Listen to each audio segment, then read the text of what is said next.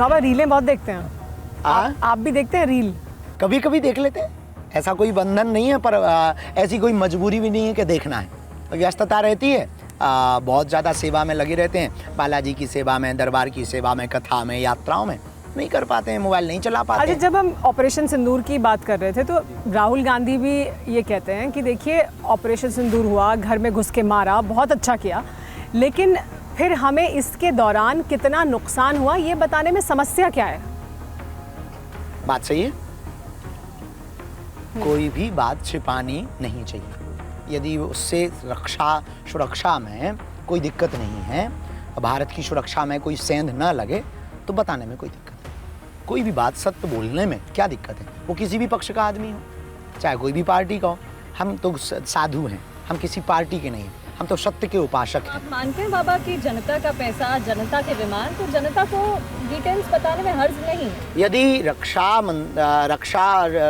भारत की आर्मी के चीफ और रक्षा मंत्री जी या भारत की रक्षा समिति ये मानती है कि बताने में भारत की, हमारी रक्षा टीम की, हमारे जवानों की, हमारी आर्मी की, हमारे भारत की सुरक्षा पर कोई चूक नहीं होगी, कोई सेंध नहीं लगेगी, बेइज्जती या कुछ ऐसा नहीं होगा, तो फिर बता देना चाहिए।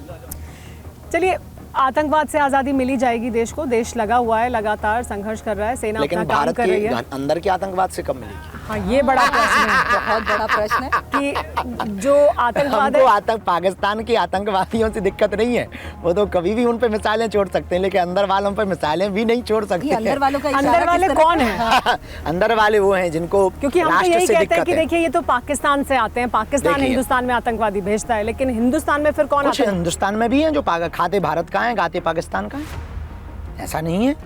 कुछ ऐसे भी है जो वो लोग हैं जो यहाँ की खुफिया जानकारी शेयर करते हैं, नक्सलवाद के नाम पर देश के लोगों को ही मिटाना चाहते, जातिवाद के नाम पर देश को ही मिटाना चाहते, भाषावाद के नाम पर देश को ही मिटाना चाहते, क्षेत्रवाद के नाम पर ही देश को मिटाना चाहते। वो लोग हैं जो इस देश को खस्ता किए जा रहे हैं। हम चाहते हैं इस देश में योग्यता के आधार पर व्यक्ति का व्यक्तित्व का माप किया जाए। हम चाहते हैं इस देश में व्यक्ति के व्यक्तित्व के हिसाब से उसकी कैटेगरी फिक्स की जाए। हम चाहते हैं इस देश में क्षेत्रवाद को बाद में, समाजवाद को बाद में, पहले राष्ट्रवाद को प्राथमिकता दी जाए। तो जातिवाद मतलब खत्म होना चाहिए, बेझिझक होना चाहिए, नक्सलवाद खत्म होना चाहिए, जातिवाद खत्म होना चाहिए, शिक्षा पे बात होनी चाहिए, स्वास्थ्य पर बात होनी चाहिए। ये बढ़ती रोग, बढ़ती जनसंख्या, बढ़ते मरीजों की तादाद, नहीं तो अभी तक ऐसा क्यों नहीं हो पाया? और इसके पीछे प्रत्येक व्यक्ति सजग नहीं है। सरकारों के भरोसे हमें नहीं रहना चाहिए, हम लोगों को खुद सरकार के सिस्टम में सपोर्ट करने के लिए प्रत्येक व्यक्ति को सरकार बनना चाहिए। तो आपको लगता है जो ऐसे लोग हैं, मिलावट करते हैं, उन पर कड़ी कार्रवाई होनी चाहिए? देखिए, क्राइम को यदि बंद करना है तो क्रिमिनल्स को खत्म करो। क्राइम को यदि आपको खत्म करना है तो क्रिमिनल्स को खत्म करो। जिस दिन इस देश के नेता क्रिमिनल्स को संरक्षण देना बंद कर देंगे, उसी दिन इस देश में क्राइम बंद हो जाएगा। धीरेन्द्र शास्त्री जी, लेकिन जब आप जातिवाद को कह रहे हैं कि खत्म होना चाहिए, आप जातिवाद के विरोधी हैं, जातिवाद देश को बांटता है, तो फिर वर्ण व्यवस्था के कॉन्सेप्ट को भी नहीं मानते आप, या आपको लगता है वो भी फिर ठीक नहीं है? देखिए, वर्ण व्यवस्था, जाति व्यवस्था, जातिवाद एक संकुचित धारा है।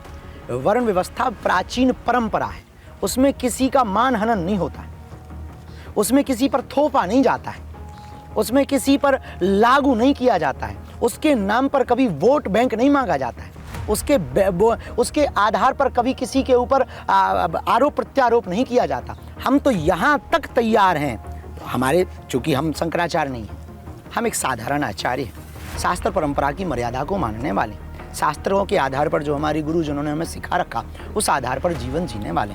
हम चाहते हैं कि समसामयिक हो, मंदिरों के बाहर लिखा रहता जूता चप्पल बाहर उतार के आइए। हम चाहते हैं हमारे देश के शंकराचार्य घोषणा करें कि मंदिर के बाहर जूता चप्पल भी बाहर उतार कर आइए और मंदिर के बाहर जातिवाद भी बाहर छोड़कर। पॉलिटिकल सिनेरियो की अगर मैं बात करूं, राजनीति परिप्रेक्ष्य में बात करूं, तो क्या ये जातिवाद एक बहुत बड़ा मुद्दा नहीं है? क्या आपको नहीं लगता कि यहाँ पर जनगणना के लिहाज से भी अगर देखा जाए, आरक्षण के लिहाज से भी देखा जाए, तो इसी मुद्दों के साथ वो जनता के बीच में ही जाते हैं? देखिए, सबसे बड़ी दिक्कत ये है कि देश के नेता और देश का चुनाव, जहाँ तक हमने देखा है, इस देश में चुनाव कभी भी विकास के नाम पे नहीं होता। राष्ट्र को बढ़ाने के नाम पे नहीं होता, शिक्षा के नाम पे नहीं होता कि हम आपको मुफ्त शिक्षा देंगे, उच्च शिक्षा देंगे। कभी ये किसी नेता ने घोषणा नहीं की कि यदि हमारी सरकार आएगी या हम सरकार में बैठेंगे तो सरकारी स्कूलों के टीचर के बच्चे प्राइवेट स्कूलों में नहीं पढ़ेंगे, सरकारी स्कूल में ही पढ़ेंगे और उसी में पढ़ेंगे जहाँ वो पदस्थ होंगे। देखिए फिर कैसे शिक्षा में सुधार नहीं होता है, स्कूलों की व्यवस्था कैसे व्यवस्थित नहीं होती है। डॉक्टरों के परिवारजनों का इलाज प्राइवेट हॉस्पिटलों में नहीं होगा, उसी हॉस्पिटल में होगा जिसमें वो पदस्थ होंगे। सही कह रहे हैं। देखिए स्वास्थ्य की सुविधाएं कैसे नहीं सुधरती। लेकिन बाबा ये भी तो कहा जाता है कि जो ब्राह्मण है वही व्यासपीठ पर बैठेगा, वही कथा वाचन करेगा, इस तरीके के बयान भी क्योंकि आते आप कह रहे हैं वर्ण व्यवस्था में भेदभाव नहीं है, लेकिन भेदभाव तो हो रहा है। आध्यात्मिक अनुष्ठान की व्यवस्था में जो परंपरा चल रही है हमारे आचार्यों में, आप पढ़ लीजिए इतिहास। जातिवाद फैलाया किसने? हमारे सनातनी परंपरा में संतों ने जातिवाद फैलाया नहीं, मिटाया। आदि जगत गुरु रामानंदाचार्य ने 1400 ईस्वी में कहा था, हरि को भजे सो हरि को होई, जात पात पूछे नहीं कोई। आदि जगत गुरु रामानंदाचार्य भगवान ने कबीर को अपना चेला बनाया, रैदास को अपना चेला बनाया और हमारे आदि जगत गुरु रामानंदाचार्य ने भेदभाव को मुक्त किया। हमारे भारत के साथ हमने मीरा को स्वीकार किया, महर्षि वाल्मीकि को स्वीकार किया, वेद व्यास जी को स्वीकार किया। रामायण की रचना महर्षि वाल्मीकि जी ने की है और हम उसको गाते हैं। भगवान श्री राम ब्राह्मण नहीं हैं, क्षत्रिय हैं, क्षत्रिय कुल में उत्पन्न हुए, लेकिन उनकी महिमा का मंडन रामलला के मंदिर और उनकी चरित्र, उनकी गाथा को हमारे आचार्य, हमारे साधु और ब्रह्म परंपरा को मानने वाले लोग गाते हैं। भगवान श्री कृष्ण यदु कुल में, यदुवंश में अवतरित होते हैं, वो ब्राह्मण नहीं है, फिर भी उनकी गाथा को कौन गाता है? हमारे आचार्य गाते हैं, संत गाते हैं। संतों ने, ब्राह्मणों ने, आचार्यों ने जातिवाद नहीं फैलाया, जातिवाद को मिटाने पर कार्य किया। लेकिन इस देश के कुछ कम्युनिस्ट बुद्धि के लोग जो कुछ पूर्व समय भय, उन्होंने इस देश में नया जहर खोल दिया कि ब्राह्मणों ने ऐसा किया। नहीं, लेकिन ये भी तो कहा गया ना कि भगवत कथा सिर्फ ब्राह्मण ही पढ़ सकता है, व्यासपीठ पर सिर्फ ब्राह्मण। मीरा ने तो गायन किया, मीरा ने तो गायन किया। नहीं, आपके गुरु हैं रामभद्राचार्य जी, वो तो ब्राह्मणों में भी अगड़ा पिछड़ा करते हैं, ब्राह्मणों में भी कहते हैं ये अगम ब्राह्मण हैं।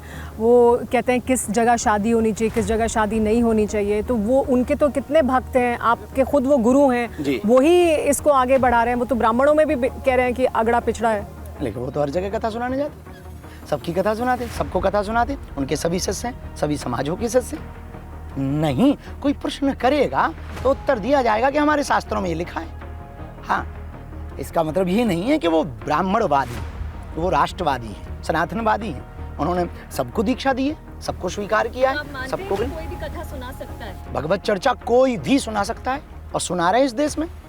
हम लोगों ने तो नहीं रोका, हमने तो कभी कंट्रोवर्सी नहीं की, हमने तो कभी बयान नहीं दिए कि इन लोगों को नहीं सुनाना चाहिए।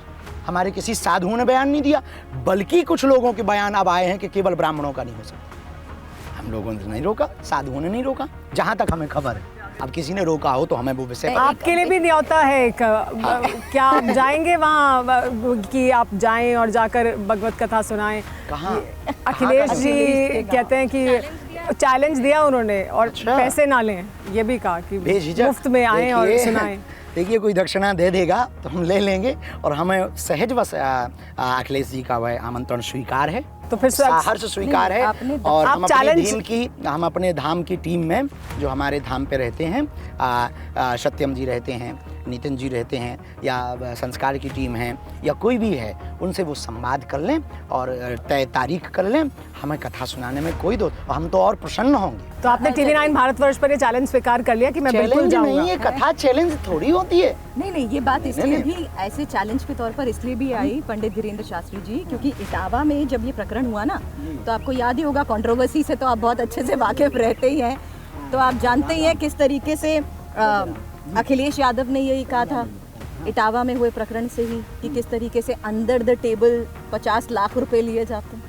कुछ भी वो लोग बोल देते हैं। देखो, कथा की कोई दक्षिणा दे दे, मना नहीं करते, और वो दक्षिणा हम नाचने गाने वालों में नहीं लगाते। जो मिल जाता है, भंडारा, अन्नपूर्णा, बेटियों का विवाह, धाम पर आने वाले लोगों को भोजन की व्यवस्था और उसी से कैंसर हॉस्पिटल की व्यवस्था, हॉस्पिटल बना रहे हैं, जन कल्याण के लिए बना रहे हैं, अपने लिए तो हम बना नहीं रहे। इसमें किसी एक समाज के तो यहाँ इलाज कराने आते नहीं, सब समाज के आएंगे। भंडारे में जात पूछ करके भंडारा नहीं दिया जाता, जो आ जाए सब प्रसाद पा करके। कथा में जो आ जाए सबका स्वीकार किया जाता। हम ना अब लोगों का उन्होंने किस विषय को लेकर के कहा है, कैसे कहा है। अरे भैया, कोई दक्षिणा देता है तो दक्षिणा को कौन मना कर देता? आपको कोई गिफ्ट देता है, आप मना थोड़ी कर देते हैं। कुछ गिफ्ट और को गिफ्ट सहज है स्वीकार जी, जो चर्चा तो में बेझिझक